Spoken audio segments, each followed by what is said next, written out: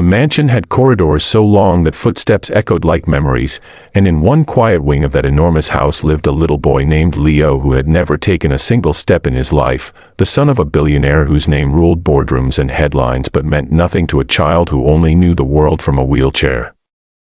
Doctors had tried everything: surgeries, therapies, experimental treatments flown in from different countries, but every verdict ended the same way, with polite sadness and careful words that crushed hope while pretending to protect it.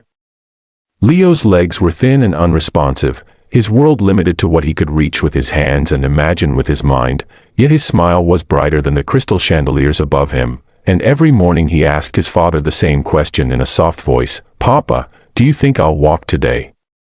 The millionaire father, Victor Hale, a man who had built an empire from nothing, learned that money could buy silence, comfort, and distraction, but it could not buy miracles, and each time he lied gently, kissed his son's forehead, and turned away so the boy wouldn't see his eyes fill with defeat. The mansion staff came and went, most of them careful, distant, afraid of doing something wrong, until one day a new maid arrived, a quiet woman named Elena with tired eyes and hands rough from years of work, someone nobody noticed because she didn't sparkle like the wealth around her.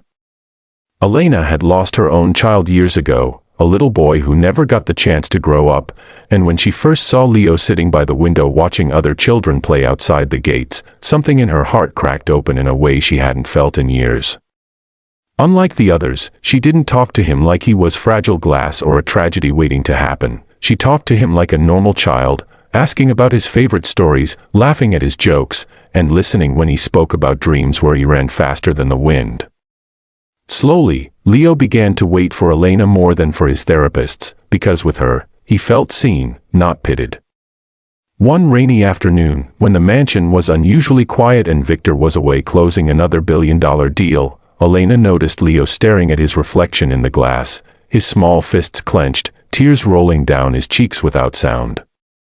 When she asked what was wrong, he whispered that he hated his legs, hated the chair, hated that everyone said, "Maybe someday," instead of "today." Something impossible stirred inside Elena then, not logic or training, but instinct and love born from loss.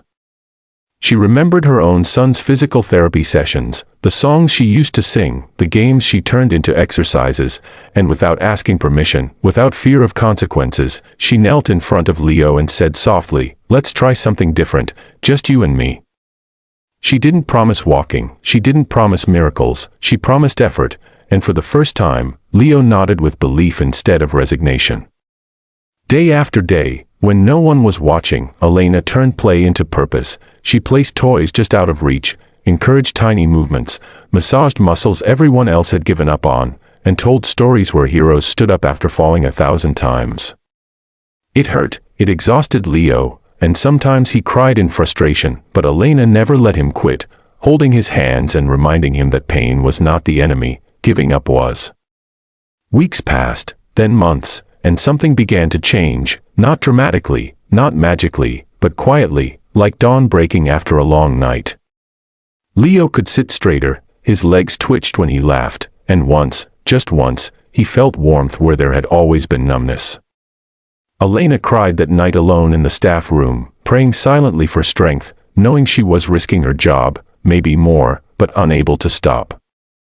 The day Victor returned early unexpectedly, he froze in the doorway to his son's room, witnessing something he had been told was impossible. Leo standing, trembling, holding onto the bed rail, his legs shaking violently while Elena stood behind him, arms ready to catch him if he fell, whispering encouragement like a sacred chant.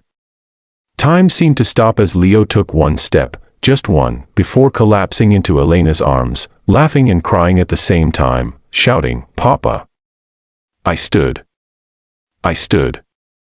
Victor dropped to his knees, disbelief crashing into gratitude so powerful it hurt, and in that moment, the billionaire realized that the greatest miracle in his life had come not from money, but from a maid whose heart was richer than his entire fortune.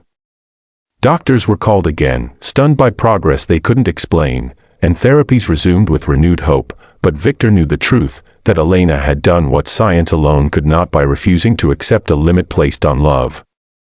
Over time, Leo learned to walk short distances, then longer ones, each step a victory carved from determination and care, and every step forward erased a piece of the darkness that had once lived in that mansion. Victor offered Elena money beyond imagination, a life of luxury, anything she wanted, but she only asked to stay, to keep helping Leo, to feel useful in a world that had once taken everything from her. The story spread quietly at first, then beyond the walls, inspiring countless families who had been told never, reminding them that sometimes the impossible only waits for someone brave enough to try. And as you listen to Leo's journey, remember this: miracles don't always arrive in white coats or expensive solutions. Sometimes they come wearing simple uniforms, carrying patience, love, and unbreakable faith. If this story touched your heart, if you believe hope can rise even in the darkest moments, make sure to subscribe to this channel, because every story here is a reminder that kindness can change lives, love can rewrite destiny, and the impossible is only impossible until someone dares to try.